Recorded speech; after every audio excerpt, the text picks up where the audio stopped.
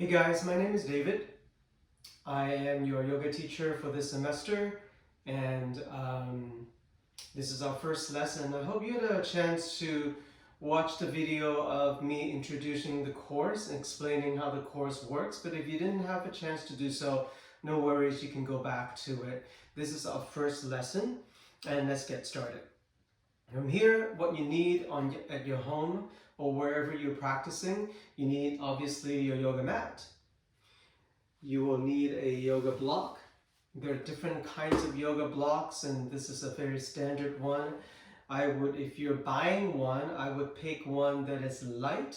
A foam block is really great because it travels well, and also when we're doing exercises, you don't have to be afraid of the block dropping onto your face and hurting yourself. A strap. A strap, it's usually like this, a yoga strap. Usually there's some kind of a mechanism, a buckle, so that you can tie the strap into a hole or into a round circumference. But if you don't have the means to get a strap, you can always use a belt, like an old belt that can do. Or sometimes a very long, skinny sweat towel, like a tennis sweat towel, that also can do too, because oftentimes we use the belt as an extension of the arms. If the arms are not long enough or the legs are not long enough, we can use that, all right?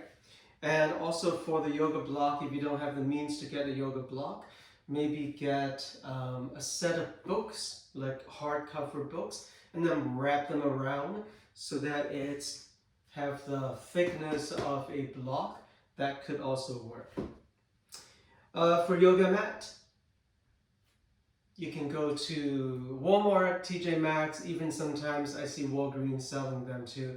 You can spend $10 all the way to $300 getting a yoga mat. So if this is the first time you're getting a mat, I would say don't spend so much money. Maybe get a inexpensive one.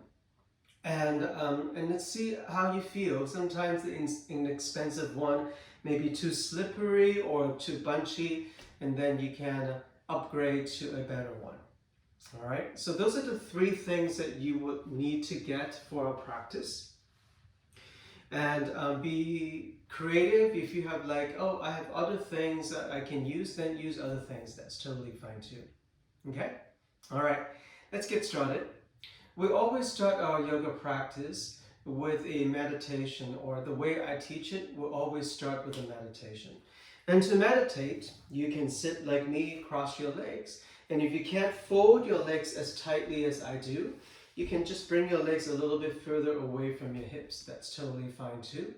And if this is really uncomfortable for you, especially if you have tight hips, and if your knees are all the way up here, and your back is kind of rounded and you feel totally uncomfortable here, then sitting on the block can actually help it. So I'm going to demonstrate how to do it. You place a flat block underneath your hips. From here, separate your legs away from each other a little bit more. And then once you're down, if your back is still rounded, begin to tilt your pelvis. So you're feeling your sit bones pushing down onto the yoga mat and the tailbone going back behind you. You see this motion from the hips, right? This motion is not from the chest or the spine, it's actually from the hips. So when you tilt your pelvis, then your spine can lengthen a little bit more and your knees can come down to the ground a little bit more. So hopefully you will be a little bit more comfortable with that. Still, if you're like, oh, that doesn't work for me, you can also sit on your knees. Either sitting on your feet, you see how my feet are pointed, and I'm sitting on the heels of my feet. You can also tuck your toes down with the heels lifted and sit this way. A lot of people don't like this because a lot of people don't have the flexibility of the bottom of the feet.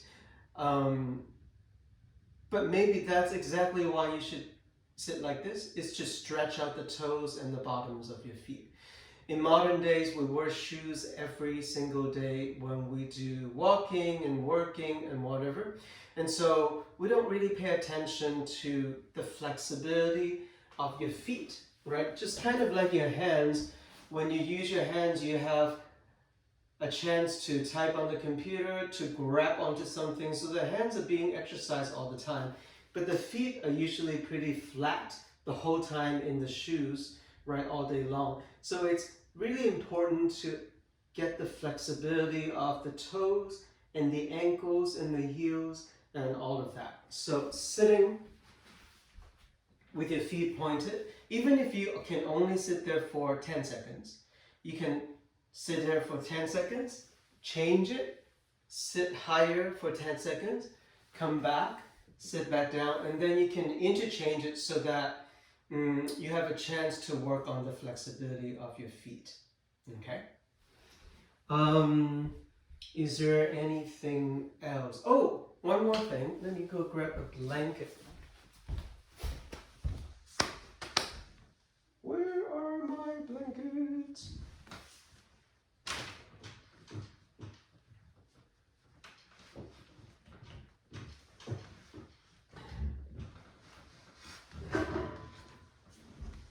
All right.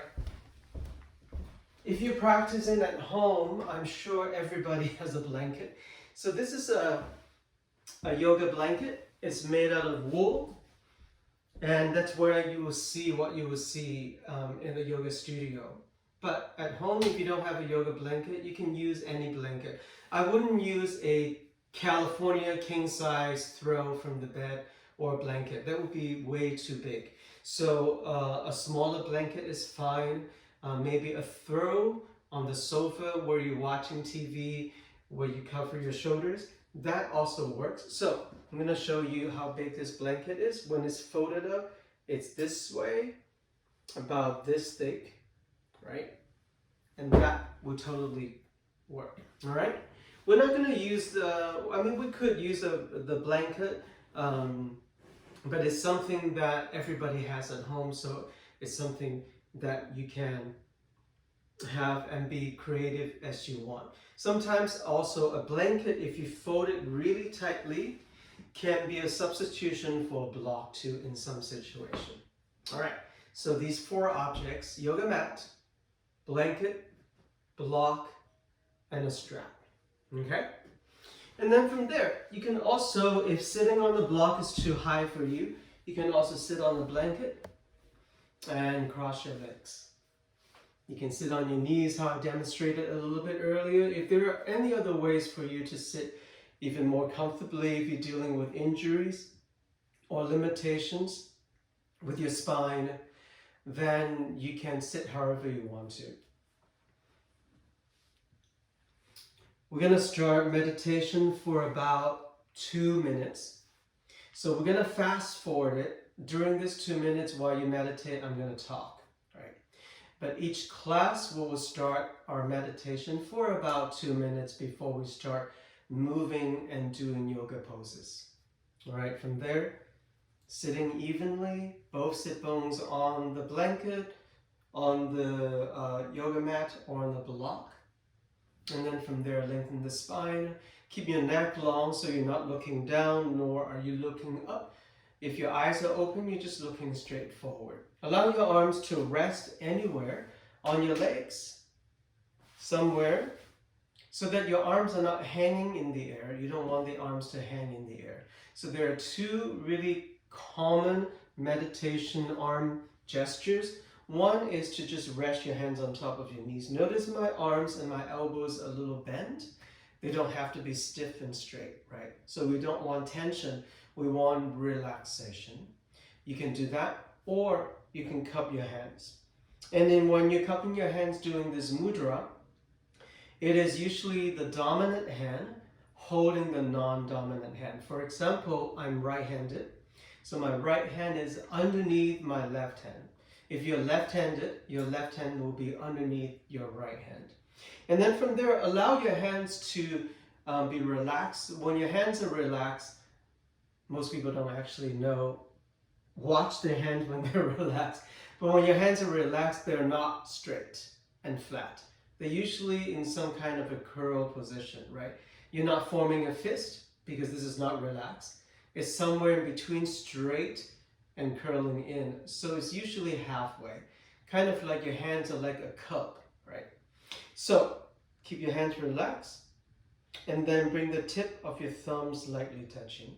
Once again, notice my elbows are slightly bent because they're relaxed. All right, this is all the setup for your meditation. So from there, close your eyes. Take a deep breath into the belly. And a deep exhale. Throughout this course, I will use this singing bowl. Through the video, you may not hear the ringing sound of the bowl. I hear it. You may only hear a little sound that is very short. And so whenever I ring this, you don't have to open your eyes. It's just a little relaxation there. So you don't have to be startled when I ring this bell.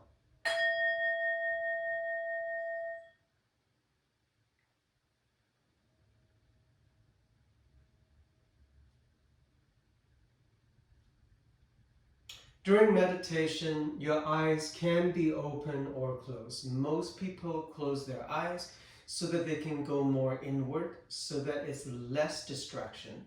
If your eyes are open, you may see, if you're practicing at home, if you have other people who you live with, they may walk by, right? Your cat or your dog may walk by. If you have a window from the corner of your eyes, a plane may go through, so on and so forth. Those things are distractions.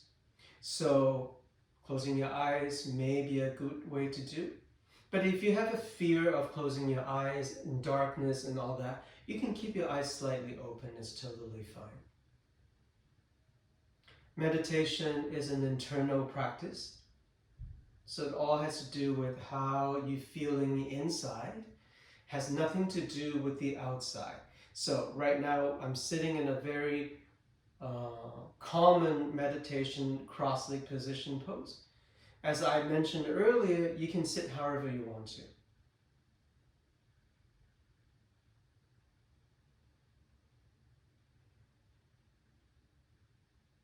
The practice of meditation is the practice of patience, and it's the practice of doing nothing. I know that in today's world, we're always multitasking. We're always texting someone, waiting for someone to text us back, all of that.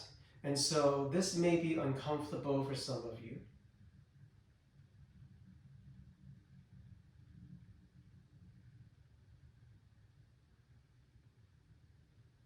But the more you practice it, the more it becomes second nature and easier.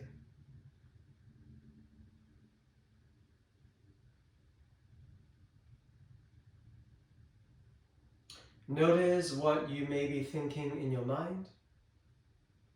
Are you thinking about work? Are you thinking about other subjects? Are you thinking about food? Are you thinking about your boyfriend, your girlfriend? Right? There's so many things that our mind may think about. During meditation, not only are we trying not to move our physical body, we're also trying not to think about anything. So notice what you're thinking right now. If there's a thought there, try to let it go.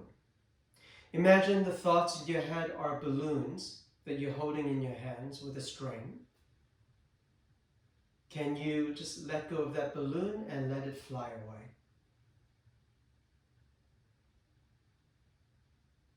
Now you may be having 5 balloons in your hands. You may have multiple thoughts going through your head at the same time.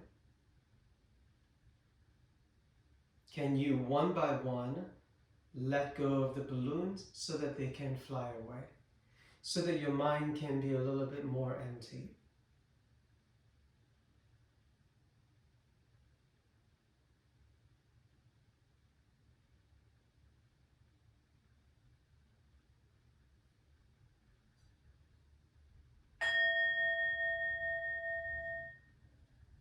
Did that imagery or that method work for you? And if you're like, I tried but it didn't work, try this one. Another way to empty our mind is to direct our attention to our breath, because that's something that is happening in the present moment. We all have to breathe. Everybody has to breathe, right? You have no choice. So notice your inhale and notice your exhale. Notice your inhale again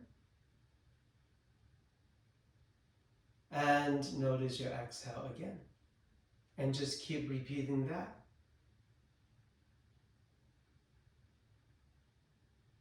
Now you may say, what's so interesting about my breathing? There's nothing going on, I'm just breathing. See if you can make it more interesting. For example, pay attention to how long you breathe in and how long you breathe out. Meaning the duration, is it 1 second or is it 1.2 seconds? Or is it 2 seconds? Is your inhale longer than your exhale or the other way around?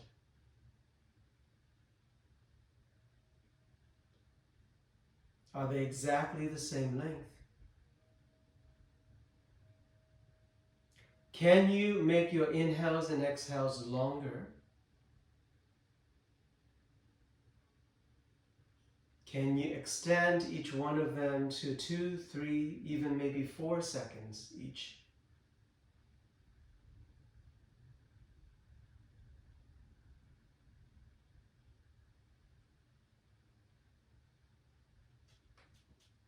And the way to expand your breath is to release attention to your belly muscles or release tension there.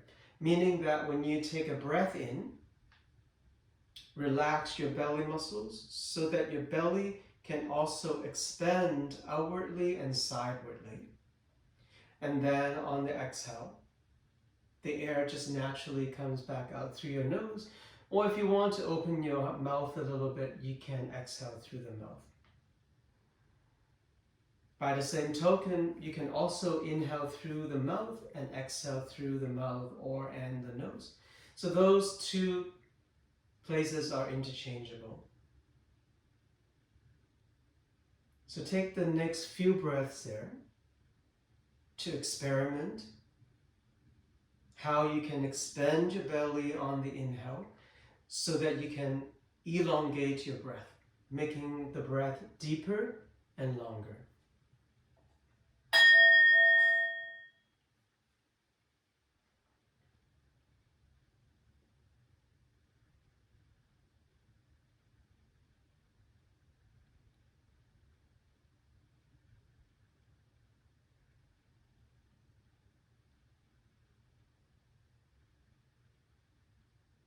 Remember, if you encounter a thought in your head, come back to focusing on the breath, or you can use the image of letting go a balloon so that you can let the thought go.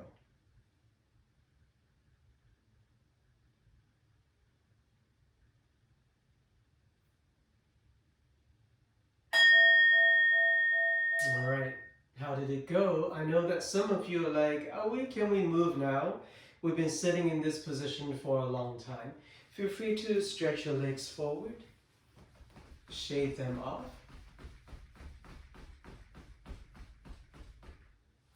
And then you can come back in. So during your meditation, if you feel very uncomfortable with your legs, with the position, you can always adjust while you meditate.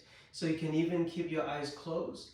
And then from there, stretch your legs forward, shake them off. Maybe you leave your legs forward for a while, especially if they fell asleep and you feel that pins and needles kind of sensation. You want to stretch them out and let the blood flow again. And then when they're okay, then you can bring them back in. I promise you, at the end, by the end of the semester, or maybe even halfway through the semester, you will get more flexible, and then this will be a lot more comfortable. I promise you that, if you come to class every single week. All right, from there, bring your hands to touch in front of the heart. Take a full breath into the belly. Open your mouth and exhale. Great. And then from there, lower the arms. If you're sitting on the blanket, you can get it out of the way. You can, if you're sitting on the block, you can get it out of the way. Now we're going to move on to some yoga poses. So I didn't say in the beginning of the class that this class meets 2 times a week, right? Even though we're not meeting on the same day, same time, this is an asynchronous class, meaning that you can come to this video anytime you want to during the week. So you should come to the class twice a week. This video will be exactly the same for each week. So whenever you want to come to class twice, you will be watching exactly the same video. So on Canvas, when you go through the syllabus, it will be very clear week 1, and I'll put also the date on it. So week 1, from what date to what date, you'll access this video as many times as you want to. And then week 2, it will be new material, so on and so forth. All right, so each week I'll go through poses, and then the second week I will add on more poses, and I will add on more the third week. So by the end, I think we have 17 weeks with 1 week as a spring break, so that doesn't count. And then the final week is the final. So basically we have 15 weeks of instruction. So there will be 15 classes for you to zoom in. And with 15 classes, each week I will add on more and more and more poses. So at the end of the semester, you'll probably learn somewhere close to 50 poses. All right, so let's get started. Today I'm going to show you some poses, and then next week I will sort of review them, and then I will add on more. Okay, from here, first pose you should know is called child pose. So from here, you're coming onto your yoga mat. You separate your knees anywhere from together or to shoulder width apart. When I say shoulder width apart, is that my shoulder from here to here are these 2 bones. I don't know how wide my shoulder is. I think it's 32 inches. Anyway, so it's about this. So it doesn't have to be the exact. So my knees are representing the length of my shoulders. But it can also be together. It can be any way apart. But you don't want them to be wider than shoulder width apart. I think that's what I'm trying to say. From together to about shoulder width apart. And then from there, my feet are pointed. And then I'll bring my toes to touch each other, so that it will end up looking like this. So sitting down onto the heels of my feet, if you can, right? If you don't have the flexibility here in the knee joints, you may not be able to sit all the way down, and that's totally fine. We'll work on that flexibility. But if you can, sit all the way down to the heels, and then from there, reach your arms forward. Allow your elbows to bend, and then from there, lower the forehead down to the yoga mat. Take a few moments here, continue to breathe, don't hold the breath. So this is called child's pose.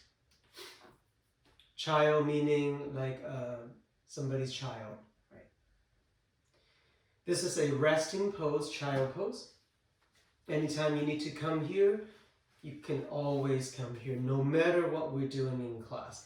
If you need a little break, mentally or physically, you can always come to this child pose.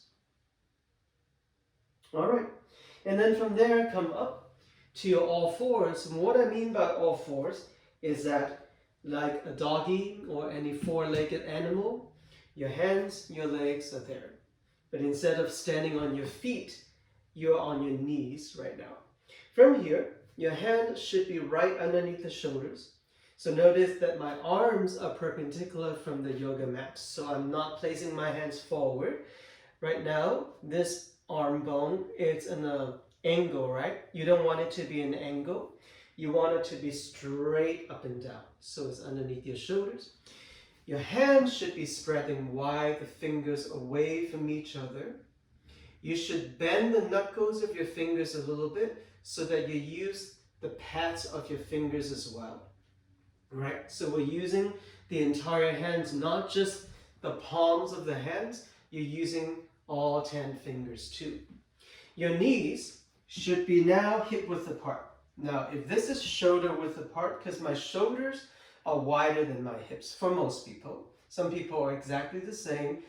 Most people's shoulders are wider. So if my knees are shoulder width apart, hip width apart should look like this. So usually we talk about putting about 2 fists between the knees. That's usually is the right alignment. And then once again, just like these 2 arm bones are perpendicular from the floor, these 2 thigh bones should also be perpendicular from the floor, right underneath the hips, so that my knees are not all the way back here. You see how my thigh bones are at an angle? They should be right underneath the hips. So we call this tabletop position. Now from tabletop position, your next pose is called cow pose.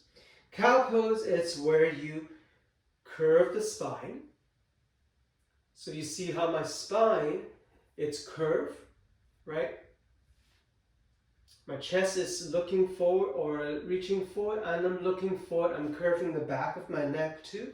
The lower back, even the bow of my pelvis is curled up. The next pose is called cat pose. You basically do the opposite. Round the back, drop the head, and rounding the back, right? Cow pose, once again, looks like this, curving the spine. Cat pose look like this, rounding the back. Let's do 2 more. Inhale in your cow pose. Exhale while you do your cat pose. One more time. Inhale to cow. And exhale to cat. And then from there, sit back down to the heels of your feet. This is called hero pose, H-E-R-O, hero. And so oftentimes we sit in this pose to stretch out the front side of the ankles. Or if you tuck your toes down, you're stretching the bottoms of your feet, the metatarsal. So throughout this semester, you will learn terminologies about body parts, right? Anatomy.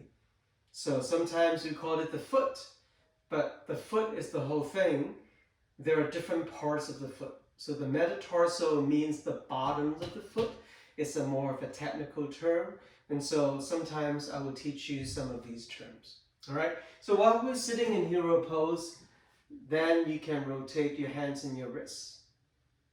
You can form a couple of soft fists and then rotate your wrist this way. One of the reasons why I want to do that is that when we are in our tabletop position doing our cat and cow poses, there is considerable weight to the wrist. And a lot of people who are not used to this yoga practice will find that the wrist needs some TLC from time to time, even throughout the class. So anytime, if you feel that your wrists are sore, tired, then you can sit back, rotate them, shake them off, take care of them.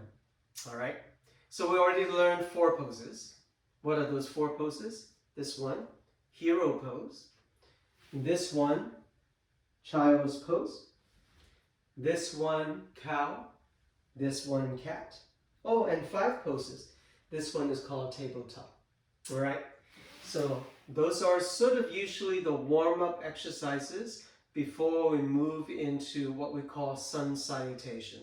Sun salutation is the yoga warm-up. Pretty much most style of yoga. Throughout the semester, I will talk about the different styles of yoga. In this semester, with my instruction, you will learn 2 types of yoga. One is called Hatha, H-A-T-H-A. A lot of these terminologies will be on Canvas in the glossary section. And so if you're like, what did he talk about Hatha, you can always look and refer that to that page. So Hatha Yoga and Vinyasa Yoga, Vinyasa, Vinyasa. These are the two types of yoga that we're going to learn this semester. They're usually, you will hear on the street about 4 or 5 different types of yoga. Some of the yoga you might have heard, it's power yoga, Iyengar yoga, Bikram yoga or hot yoga. And those are all, and then restorative yoga. Those are the different styles of yoga. So in this semester, you will learn Hatha and Vinyasa yoga. All right. So we're talking about sun salutation. Sun salutation is a set of movement and poses that warms up the whole entire body. Right.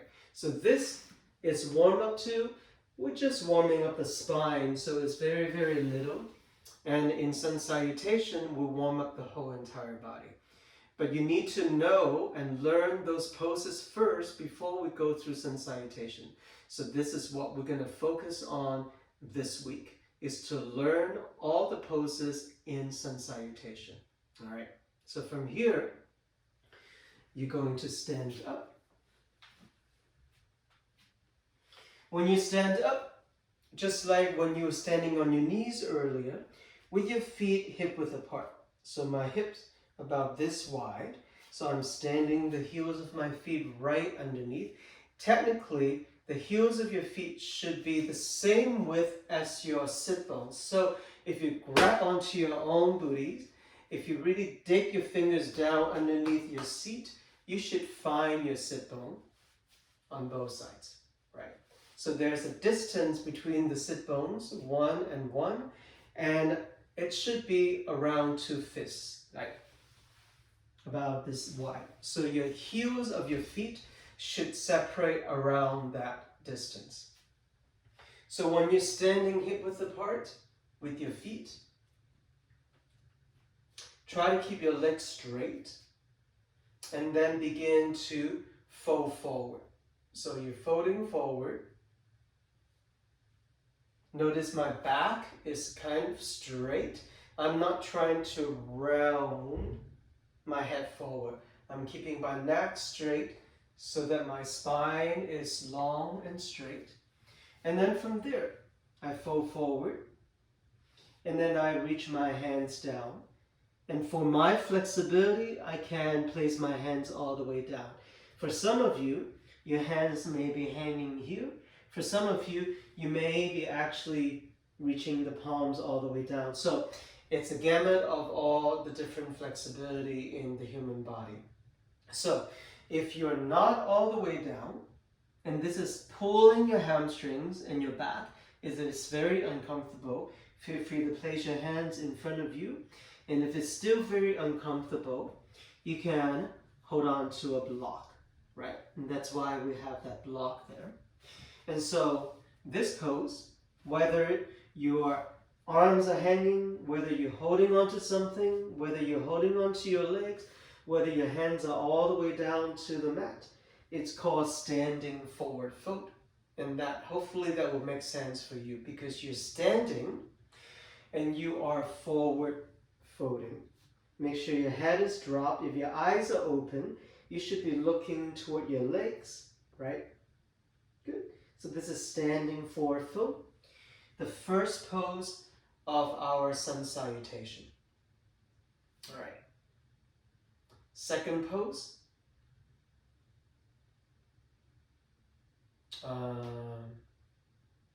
Let's do this second pose. So, first pose here. Second pose is called low lunge or runner's lunge. So you keep your left foot there. You step your right foot all the way back. So take your time, step it back, step it back, step it back. Right.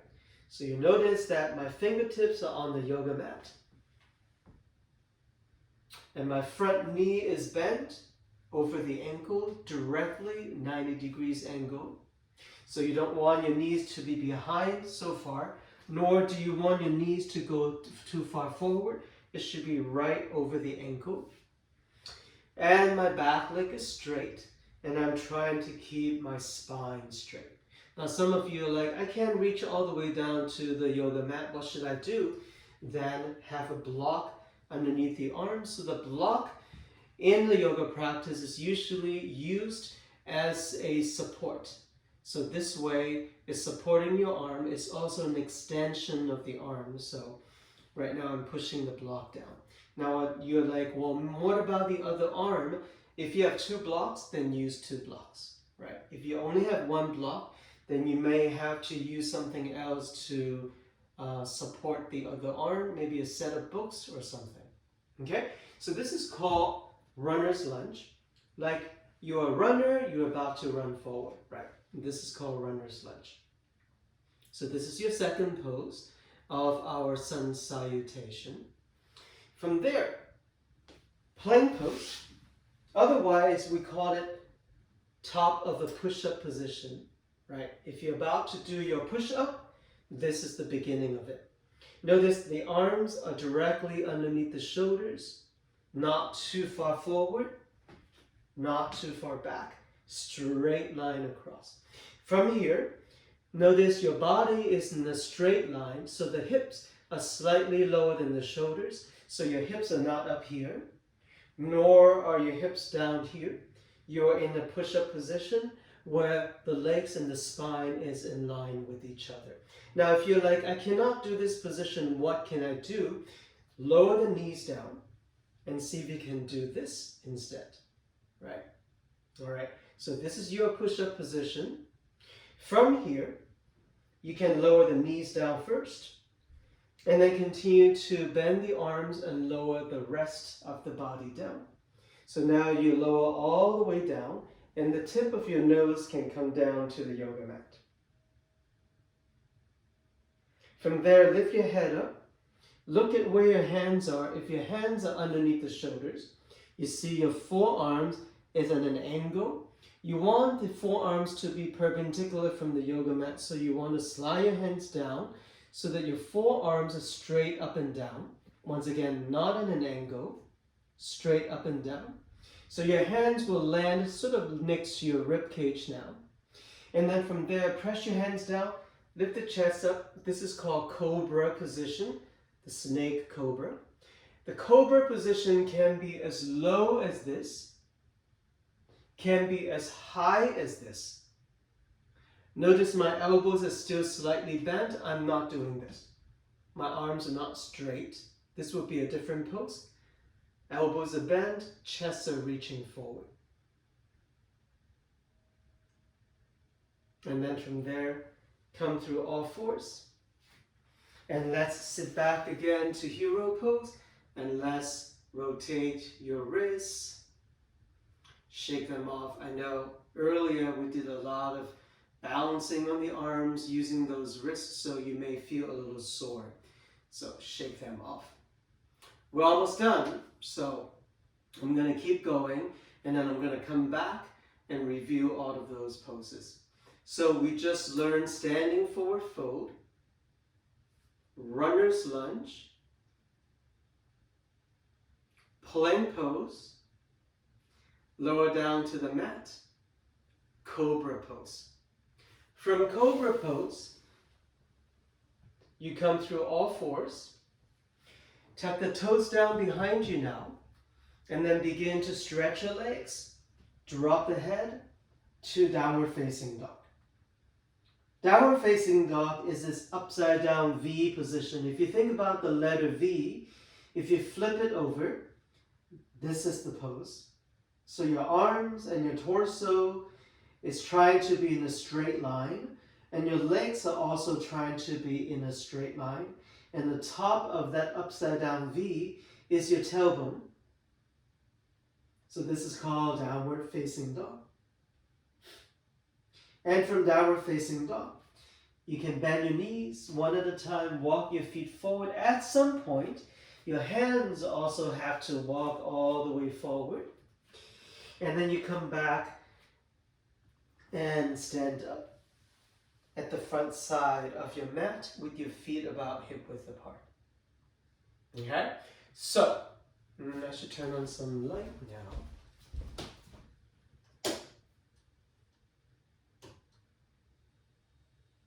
So, those are all, pretty much all the poses in sun salutation. I'm going to review them. Once again, this one is called standing forward fold. I'm going to stretch the other leg back this time so you can see, because we're going to go both sides. This is still called your runner's lunge, right? You're about to run forward. On the earlier version, I had this right leg back. This time I have the other leg back, but it's the same pose, it's just on the different sides. From there, we have push-up position called plank pose. Once again, make sure the hips are slightly lower than the shoulders, which means that you have to engage your core muscles a lot. To lower down to the yoga mat, for now, we'll lower the knees down first. And then keep bending the elbows, reaching the chest forward, and then lower the tip of the nose down. Slide your hands next to the rib cage. Press your hands down. This can be your cobra. We call this baby cobra. Or you can come up as high as you want to, but make sure the elbows are still slightly bent. And then from there, come through all fours. Tuck your toes down. Stretch your legs. Drop the head. We call this downward facing dog. Notice in downward facing dog, you're trying to press the heels of your feet as far down to the mat as possible. So in this pose, you're not trying to lift the heels. You're trying to stretch them down. Even if the heels of your feet are not touching the yoga mat, it's totally okay. Most people, the heels have a little space between the yoga mat. And then from there, walk forward. One last pose to learn, flat back. So from here, you're trying to bring your torso up parallel to the yoga mat and the floor, and you're trying to flatten your back. So what this is not is this. You see how my back is rounded? This is not flat back. You want to flatten the back. This will take you some time to figure out. Flat back. And then from there, slowly come back up. All right. So now you've learned all the poses within what we call sun salutation. And then now, yeah, that's it. That's all I want to do this week. I just want you to learn all of these poses. And then next week, we will thread them all together, and I'll teach you sun salutation with those poses that you learned this week, and we'll thread them together in their order, and then we'll practice sun salutation over and over and over again. Okay? We always end our yoga class. We start our yoga class in meditation, and we end our yoga class also in a meditation pose. From here, in the beginning I said cross leg. Now I'll end the class sitting this way just to show you that there are so many different ways to sit throughout meditation. You don't have to sit always cross-legged. You can sit like this, and then you can come to this mudra again. Close your eyes. Take a full breath into the belly. And a deep exhale.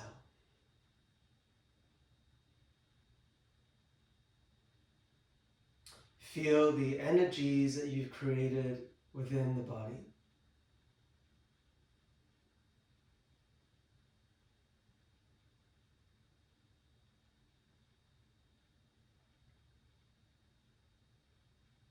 Let go of all control. So now you're not trying to breathe deeply. You completely let go of the control of your breath. You don't have to worry about it. You will breathe. Your lungs, your diaphragm will do the work for you.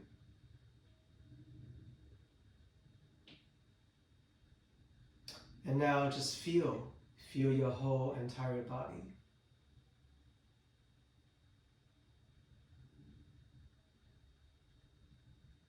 Once again, the definition of meditation is to be in the present moment and try not to think about the past or think about the future.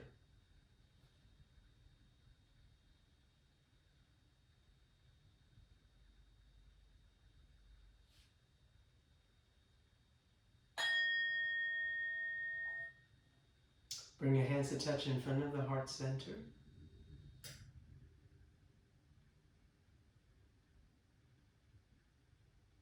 Take a full breath in. Open your mouth and exhale. Namaste. Namaste is a Sanskrit word. Sanskrit is a very ancient yogic language that is not used anymore except in yoga classes. Throughout the semester, I will teach you some Sanskrit word that is commonly used in yoga classes, but I'm not going to teach you a whole lot of them because they're not that important. But Namaste is. Namaste means, may I bow to the light in you that is the same in me. There are different translations for that, but it's practically that means that. I bow to you as you bow to me. Namaste. We say this at the end of class in every yoga class. Well, thank you for your attention. I hope you enjoy today's class. And once again, there will be one video for you to stream and to watch each week. So this first week, this is the video. You can access it anytime you want to, as many times as you want to. And I hope and I want you to learn all of these poses that we talked about today in this class. And then next week, I will just quickly review them and I will continue on and teach you more poses so that we're not always talking about the same poses, so that we can add them on. Because there's so many yoga poses in the books, I want to give them to you, as many of them as possible. All right, once again, enjoy. I'll see you next week.